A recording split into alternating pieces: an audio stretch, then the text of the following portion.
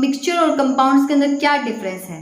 तो पहला डिफरेंस तो ये है कि कंस्टिट्यूएंट्स ऑफ अ मिक्सचर में be present in any ratio, यानी कि इसके जो कंस्टिट्यूएंट्स है वो किसी भी रेशियो के अंदर प्रेजेंट रहते हैं।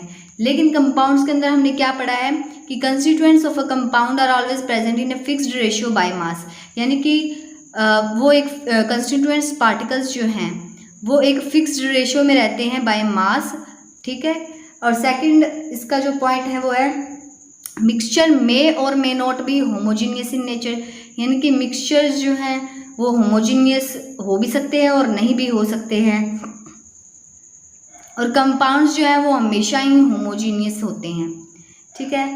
थर्ड प्रॉपर्टी जो है इसकी, properties of a mixture are midway between those of its constituents, यानी अभी हमने पढ़ा है कि मिक्सचर की जो प्रॉपर्टीज़ होंगी वही इसके कंस्टिट्यूएंट पार्टिकल्स की प्रॉपर्टीज़ होती हैं।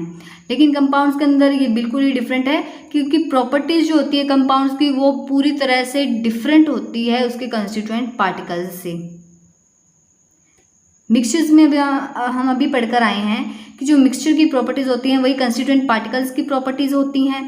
लेकिन कंपाउंड्स के अंदर क्या होता है कि जो कंपाउंड की प्रॉपर्टी होती हैं वो पूरी तरह से डिफरेंट होती है उसके कंस्टिट्यूएंट पार्टिकल्स की प्रॉपर्टीज़ से, ठीक है। उसके बाद प्रॉपर्टीज़ का हमने पॉइंट डिस्कस कर लिया है। नेक्स्ट जो पॉइंट होता है वो ये है कि जो constituents of a mixture can be easily separated by simple mechanical means, यानी कि इसके जो कंस्टिट्यूएंट पार्टिकल्स हैं इनको जब सेपरेट करना होता है तो वो सिंपल मैकेनिकल्स मेथड से ही सेपरेट हो जाते हैं, सेपरेशन का पॉइंट हो गया, ठीक है। और कंपाउंड्स के अंदर क्या होता है, the constituents of a compound can not be easily separated by simple mechanical means, यानी कि ये इतने इजीली सिंपल मैकेनिकल मेथड से सेपरेट नहीं होते। इनके लिए कुछ जैसे इलेक्ट्रिकल ऐसे मतलब कि थोड़े हार्ड जो मेथड्स होते हैं उनका यूज़ किया जाता है। फिफ्थ है कि mixtures are formed as a result of a physical change, यानी कि मिक्सचर्स कैसे बनते हैं वो फिजिकल चेंज के कारण बनते हैं, ठीक है। और compounds are formed as a result of a chemical change, और कंपाउंड्स कैसे बनते हैं, केमिकल चेंज के कारण बनते हैं। नेक्स्ट जो पॉइंट है कि जब मिक्सचर्स बनते हैं तो ना ही कोई हीट, ना ही लाइट और ना ही कोई इलेक्ट्रिकल एनर्जी एब्जॉर्ब या इवॉल्व होती है, यानी ना ही कोई इलेक्ट्रिकल एनर्जी, लाइट और हीट एब्जॉर्ब होती है और ना ही इवॉल्व होती है। इवॉल्व मतलब निकाली जाती है उस मिक्सचर के अंदर से। लेकिन जब कंपाउंड की फॉर्मेशन होती है तो ये हमेशा होता है कि हीट, लाइट या फिर इलेक्ट्रिकल एनर्जी की एब्जॉर्प्शन या फिर इवोल्यूशन होता है।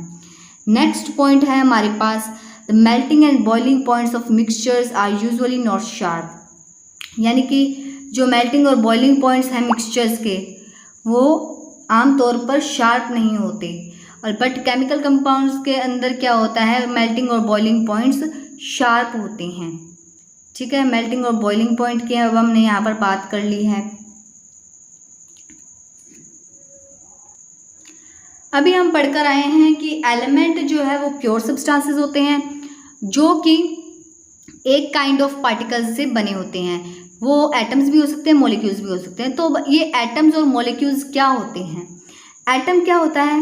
N atom is the smallest particle of an element. ये एलिमेंट की बहुत छोटा पार्टिकल होता है विच may or may not be capable of independent existence, जो कि शायद और शायद नहीं भी इंडिपेंडेंट एग्जिस्टेंस के ऊपर कैपेबल रहता है, यानी कि ये अलग से नहीं एग्जिस्ट करता, इतना कैपेबल नहीं है कि ये इंडिपेंडेंटली एग्जिस्ट करे। सो ये एलिमेंट के अंदर ही एग्जिस्ट करता है। So an atom is the smallest particle of an element which may or may not be capable of independent existence. Molecule क्या होते हैं? A molecule is the smallest particle of an element or a compound which can exist freely, यानी कि जो molecules होते हैं वो element और कंपाउंड दोनों का ही स्मॉलेस्ट पार्टिकल होता है, लेकिन ये फ्रीली एग्जिस्ट कर सकता है, यानी कि ये डिपेंडेंटली एग्जिस्ट कर सकता है, अलग से एग्जिस्ट करता है। अब मॉलिक्यूल्स ऑफ एन एलिमेंट और मॉलिक्यूल्स ऑफ कंपाउंड, क्योंकि ये दोनों के अंदर ही प्रेजेंट होता है, तो इनके हम देख लेते हैं इनकी भी definitions. Molecules of an element का मतलब क्या होता है? They are made up of only one kind of atoms, they are called homoatomic or homonuclear molecules, यानी कि वो एक ही काइंड के एटम्स से अगर बने होते हैं एलिमेंट्स तो वो होमोटॉमिक और होमोन्यूक्लियर मॉलिक्यूल्स कहलाते हैं। यानी कि एलिमेंट के अंदर अगर एक ही टाइप का एटम रहता है आपका तो वो होमोटॉमिक और होमोन्यूक्लियर मॉलिक्यूल्स कहलाएगा। ठीक है। और मॉलिक्यूल्स ऑफ अ कंपाउंड क्या होते हैं, क्योंकि इसके अंदर दो या दो से ज़्यादा प्रेजेंट होते हैं फेजेस, तो they are made of atoms of different elements and hence are called heteroatomic or heteronuclear molecules, क्योंकि ये डिफरेंट एटम्स से बने होते हैं। ठीक है, एलिमेंट्स के डिफरेंट एटम्स से बने होते हैं, इसलिए इनको हेटेरोटॉमिक और हेटेरोन्यूक्लियर मॉलिक्यूल्स बोला जाता है। इनके अंदर सेम ही एटम होता है, वन काइंड ऑफ एटम, इनके अंदर डिफरेंट एटम्स होते हैं मॉलिक्यूल्स के, इसलिए इनको हेटेरोटॉमिक और हेटेरोन्यूक्लियर मॉलिक्यूल्स बोला जाता है। अब इसके अंदर देखिए कि इन्होंने बोला, साथ में एक ये भी है कि अगर आपके पास एक मॉलिक्यूल है एलिमेंट के अंदर, अगर आपके पास एक एटम है एलिमेंट के अंदर, तो वो आपका मोनोटॉमिक हो गया। अगर आपके पास एक एटम है एलिमेंट के अंदर तो वो आपका मोनोटॉमिक हो गया। अगर आपके पास दो एटॉमिक है, दो मॉलिक्यूल्स हैं एलिमेंट के अंदर तो आप अगर आपके पास दो एटम्स हैं मॉलिक्यूल के अंदर एलिमेंट के अंदर तो वो आपका डायटॉमिक बोला जाएगा। और अगर आपके पास तीन एटम हैं एलिमेंट के अंदर तो वो आपका ट्राई एटॉमिक बोला जाएगा। इनके एग्जाम्पल हैं जैसे हीलियम, हाइड्रोजन, ऑक्सीजन भी आपका डायटॉमिक में ही आता है। ठीक है, ओजोन जो है O3 वो आपका ट्राइएटॉमिक में आता है। ठीक है, इनके आप मॉलिक्यूल्स भी बना सकते हो, जैसे कि ये हीलियम का हो गया, हाइड्रोजन हो गई ये दो, ऑक्सीजन हो गई ये दो। ठीक है, साथ में जुड़े हुए हैं। ठीक है, ऑक्सीजन हो गया आपके पास में 3, तो ये O3 बन गया आपके पास में, ये हीलियम, ये H2, ये O2 और ये O3, यानी कि मोनोटॉमिक, डायटॉमिक और ट्राइएटॉमिक। अब इसके अंदर भी बात कर लेते हैं, मॉलिक्यूल्स ऑफ कंपाउंड के अंदर भी कुछ एग्जांपल्स हम शेयर करते हैं। अब यहाँ पर हम नंबर ऑफ एटम्स देख कर चलते हैं, यानी कि अगर HCl है, वैसे अगर इसके अंदर एक ही एटम होगा तो वो मोनोटॉमिक कहलाएगा, हीलियम ही होता है, जैसे ये तो होमोजेनियस के अंदर आ गया। अगर दो एटम्स होंगे, अलग अलग ही हों लेकिन दो एटम्स होंगे तो वो डायटॉमिक होगा। तीन एटम्स होंगे, अगर तीनों ही अलग अलग हों या दो एक सेम हो एक अलग हो, ठीक है, तो वो सारे के सारे आपके डायटॉमिक कहलाएंगे। अगर तीन हो गए, तीन की बात, अगर चार हों तो वो ऐसे ही आपके फर्दर कहलाएंगे। लेकिन HCl के अंदर क्या है, ये H है और ये Cl है। ठीक है, Cl जो आपका बड़ा होता है, मतलब इसका जो सर्कल है वो बड़ा होता है, तो ये HCl हो गया।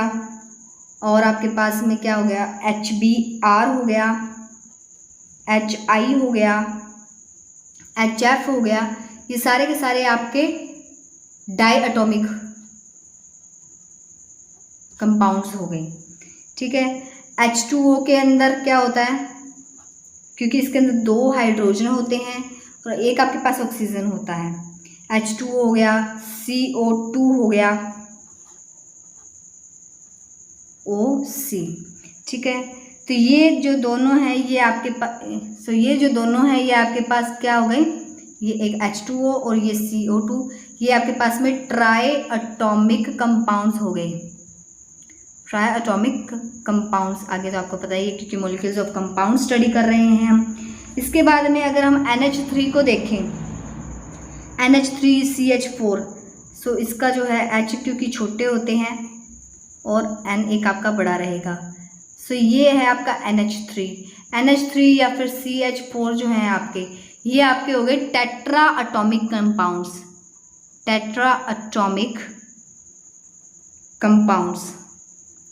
और ऐसे ही आपके फर्दर जो है चलता रहता है, जितने भी मॉलिक्यूल, जितने भी एटम्स प्रेजेंट होते हैं उसके अकॉर्डिंग टू उनके ये कुछ डिफरेंट नेम्स होते हैं, लेकिन ये आपको चार तो बेसिकली पूछ ही लिए जाते हैं, मोनोटॉमिक, डायटॉमिक, ट्राइएटॉमिक, तो ये आपको पता होने चाहिए।